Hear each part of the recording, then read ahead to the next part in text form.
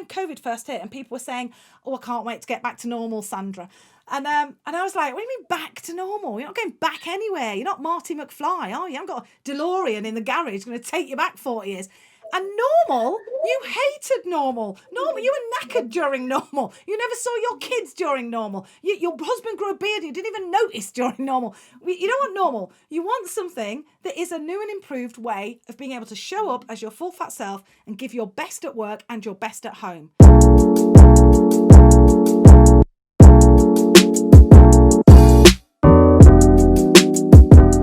You talk about human first leadership. Why is it important to be humans first and leaders second? Well, it's humans first and everything second. Here's how it looks. We've had an industrial revolution, right? That went well. We've had a technical revolution. We're in the middle of a digital revolution. I feel like the next revolution, and it certainly is coming off the back of where we've been, is a human one. And the essence of that is meeting people where they are and like calibrating this support and challenge so that it's not about being the best, it's about bringing the best out in them, growing future leaders.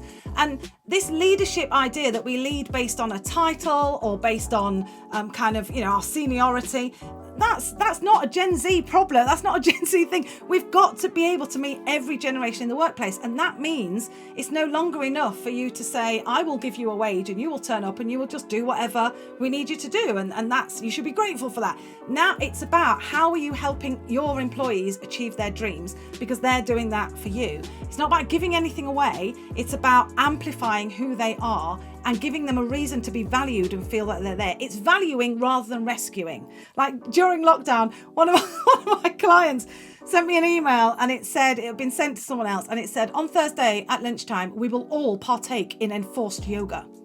Please note the word enforce. And I'm like, God, do you know what? That comes from a really good place of leaders wanting, saying we think well-being is important. We recognise your mental health is an investment. So we're all going to do yoga and no one's going to welch off.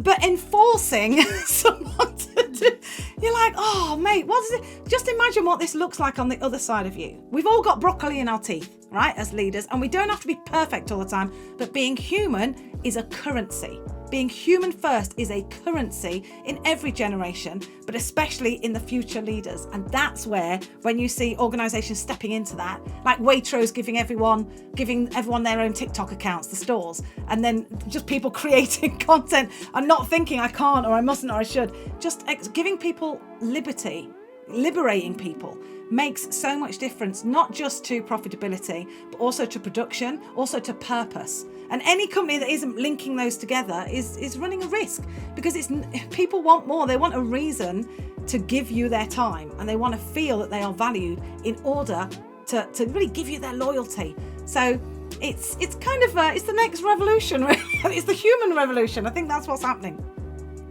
How can businesses create an environment that really tackles imposter syndrome? Yeah, well, they've got to admit to it first, haven't they? I mean, imposter syndrome is something that it's like my nan used to say under her breath, like it's a women, imposter syndrome, like she's talking about periods or something. The whole thing around, from a scientific point of view, in the early 70s, when imposter syndrome was coined, it was looking at women who were new to the workplace from the 50s and 60s, new to higher senior roles, and kind of feeling, oh my gosh, I can't be what I can't see, and I can't see any women who've done what I'm doing, so I feel like maybe I shouldn't be here. But actually, imposter syndrome is not bothered about race or gender or sexuality or anything. It will hit anyone who is in a space where they've been used to comparisonitis, or comparison cactus, as I call it. Comparisonitis, where you look at someone else and you think, oh, I'm not good enough. Oh no, my life's different to that. And it's this story where we look at other people's front stage, especially on social media, and we compare it with our backstage. And then we weigh it up and we're wanting. So when I had kids, I used to watch, I still have kids, they follow you around, they don't go, that's a myth. But when my kids were young, I used to watch American mommy bloggers on YouTube, and I'd be like, oh my gosh, they've got 8 kids, they're all perfect, dressed, hair, they make the clothes with their own hands, they live in a house they built themselves, they grow their food in the garden, they're all homeschooled, and I'm sitting there with my 3 kids killing each other, egg yolk down my boob in my dressing gown at 1:30 in the afternoon, thinking, oh, I'm not good enough. People like me don't do things like that. And that comparisonitis kind of leads us to thinking this theme tune of I'm not good enough and people like me don't do things like that.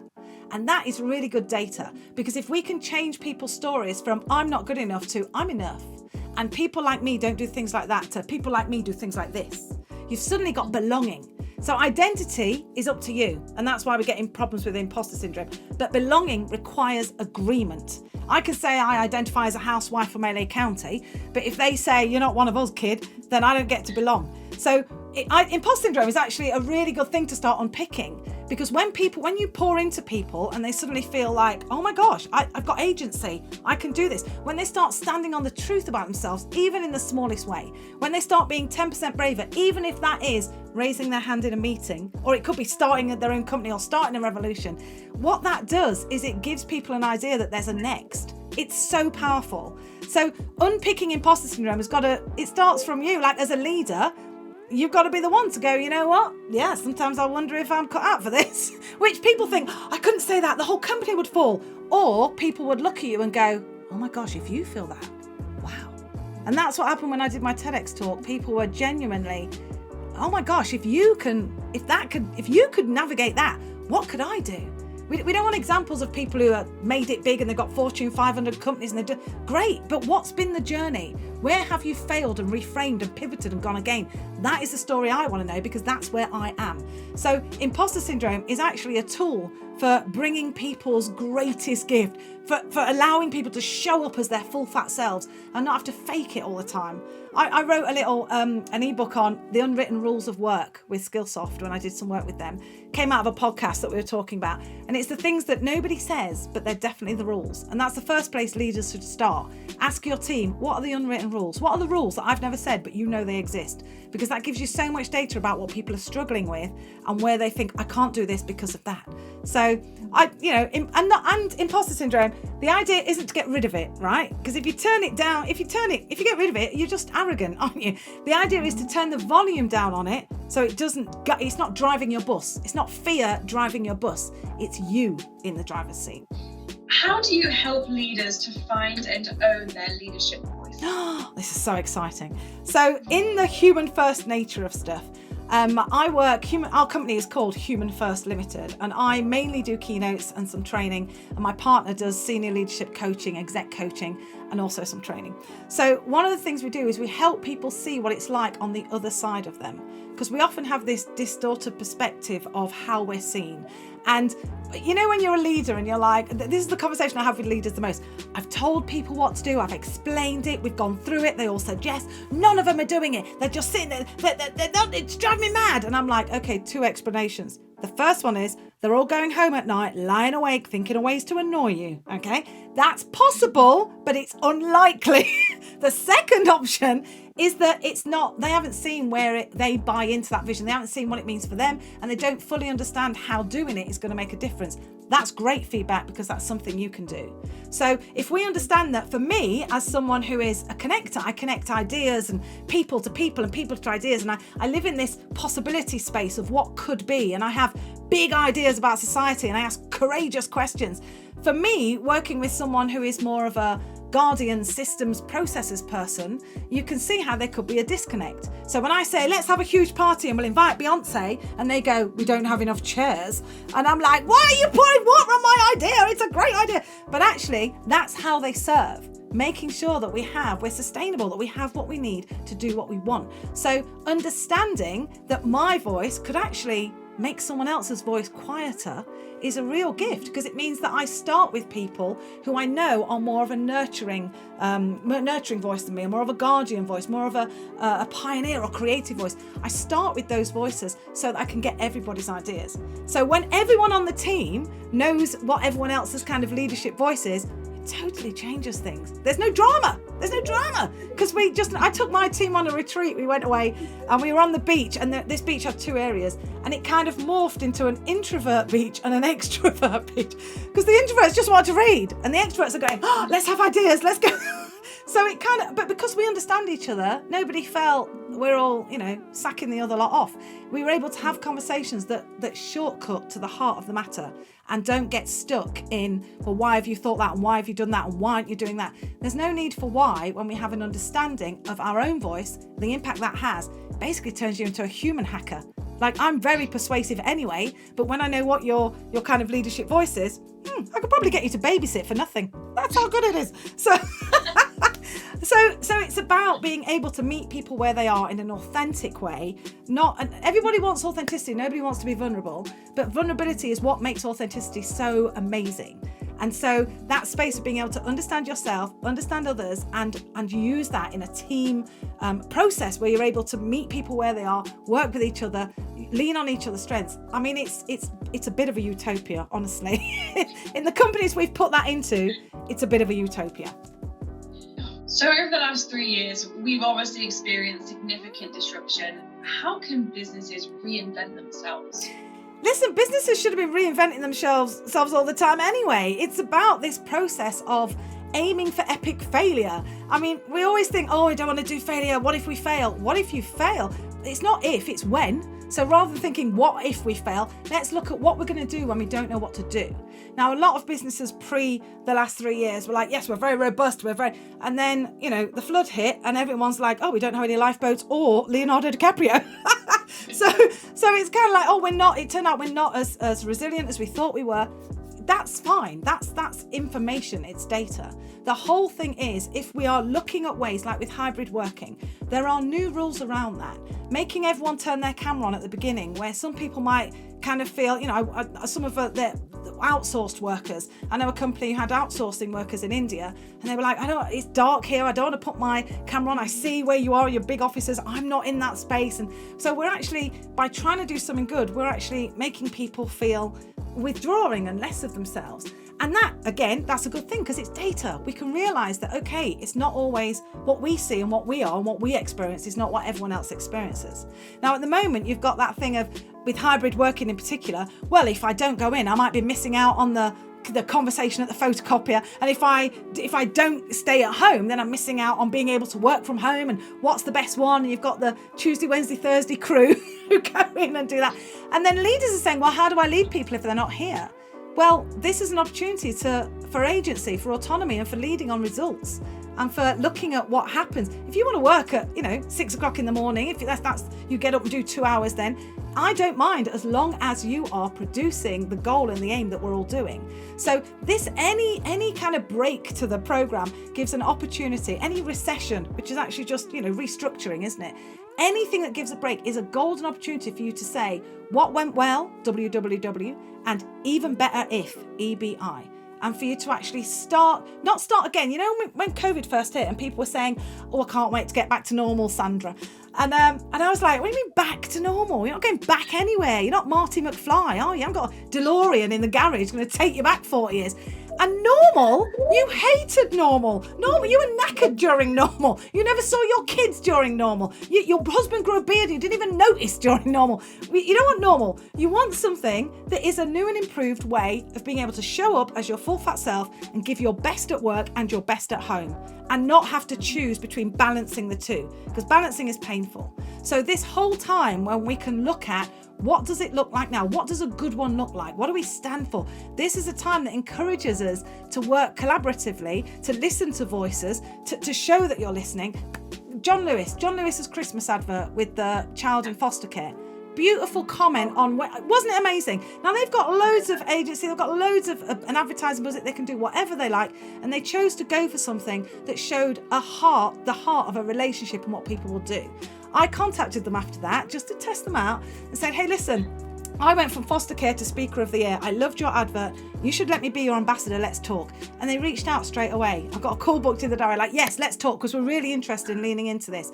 Now, I don't know whether they would or wouldn't have done that after the sea change in what people feel is most important. But what I see is people responding to where people are now, rather than, oh my gosh, cost of living and bills and everything. It's all going, we're all going to die. Yeah, we are all going to die. But in the meantime, let's make sure that we leave the planet better than when we found it. Not as good. I was coaching in this organisation. They had a sign in the bathroom. Please leave this bathroom as you'd expect to find it. And I'm like, that's not good enough. So I graffitied it to please leave this bathroom better than you'd expect to find it. And then I left my Tampax there because I thought I'd start the ball rolling. I came back the next couple of months when I was going, someone had put some flowers in there, some motivational quotes. By the time I left, they had beanbags in there. It was the nurture room. People were crying. It was great.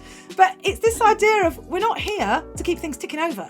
We're here to leave our mark and develop our value as an organisation, as a leader, as an individual, as a friend, as a parent, as a sister, as whatever it is you are. We're here to make a mark. So write that story and don't go along with the one. Your past isn't a script for your future. That's for reference. It's not for, what happens next. So it's about claiming that space that we have to create our own story as an organisation or as individuals. Because there's this kind of story you're sold that if you work hard and then you'll be happy. Well, if you want to see success, go and see what the kids are doing at 30. Don't measure them at 16 on GCSEs. Go and see what their lives look like at 25 and 30 and 40 when they're just starting to unpick that I'm not good enough. We literally crush creativity and self-belief to conform. And what Gen Z is saying is, I've looked at that.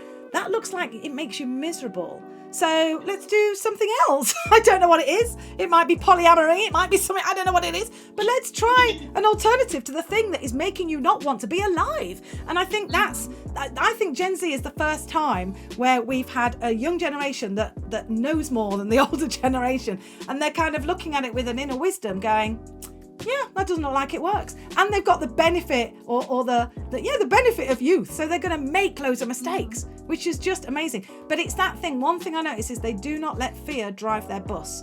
And we are all guilty of that. So if you're a leader and you are leading Gen Zs and Gen Xers and baby boomers in the same company, imagine how agile and loosey-goosey you need to be able to draw all of them in a way that's meaningful for them.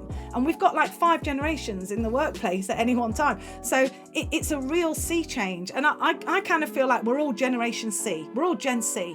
And it doesn't stand for COVID. It stands for creativity, courage, and change.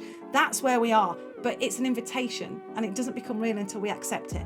So it's not my way or the highway. It's like, what does it look like on the other side of me? What is it that you're doing? What is it that I'm doing that makes you think, oh my gosh, yeah? And what is it that kind of squishes you? And let's look at how together we can use the benefit of who we are and how we've been influenced to move forward in a new way that no one else dare do.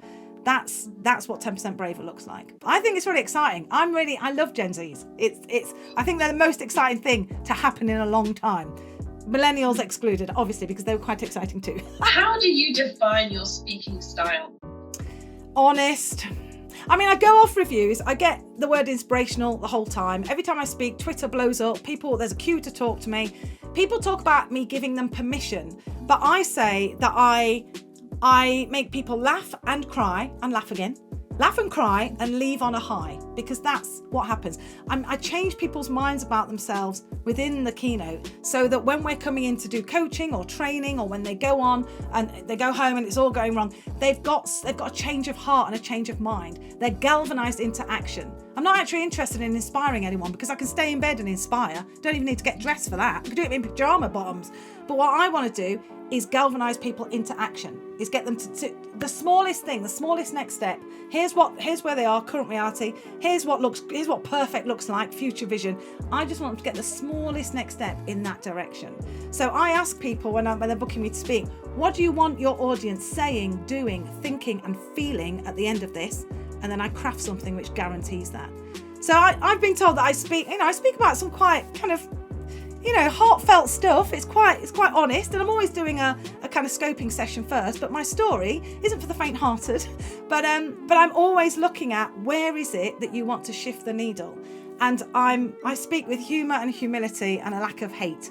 I was a stand-up comedian before this. I've been a TV presenter, and of course I started as a teacher. So someone said to me in America, they said, oh, you're the British Oprah. And I'm like, oh, thank you very much, I think. But I prefer to think of myself as a humanologist, because I have studied humans in their natural habitat since I was a child. It's the reason I'm not dead. It's the reason I survived, being able to read people. And that comes out in the way I'm speaking. It's like I live the message of authenticity and vulnerability, professional vulnerability and personal authenticity, not the other way around. The other way around means you're a hot mess. Personal vulnerability, but professional vulnerability and personal authenticity. That is my speaking style, and it's the reason I get such rave reviews, and I've just won Speaker of the Year. Thank you very much. I know, it's so exciting, but it's because I spent a long time in my life living under imposter syndrome and feeling like I wasn't good enough. And it sucks. This way, believing in the truth about myself, staying grounded with the people around me who cut me down at any possible chance of me getting on my high horse, but staying on the truth about yourself and turning the volume down on imposter syndrome so it doesn't drive you. This is who I am and who I want to be. So I choose this. I choose this every morning. The honest reality is I should be dead. I should be lost in a world of sexual exploitation, in prison. The statistics speak for themselves. So I'm an anomaly as it is, but I'm an anomaly with emotional literacy and a voice that meets people where they are, no matter what their role, and actually speaks to their soul rather than their role and draws out in them. People like me do things like this. That's how I leave people. I haven't done a keynote where someone hasn't disclosed something to me afterwards. Like in the last 28 years, I haven't done one. But so I'm mindful of where people are, because a keynote is not going to change the culture.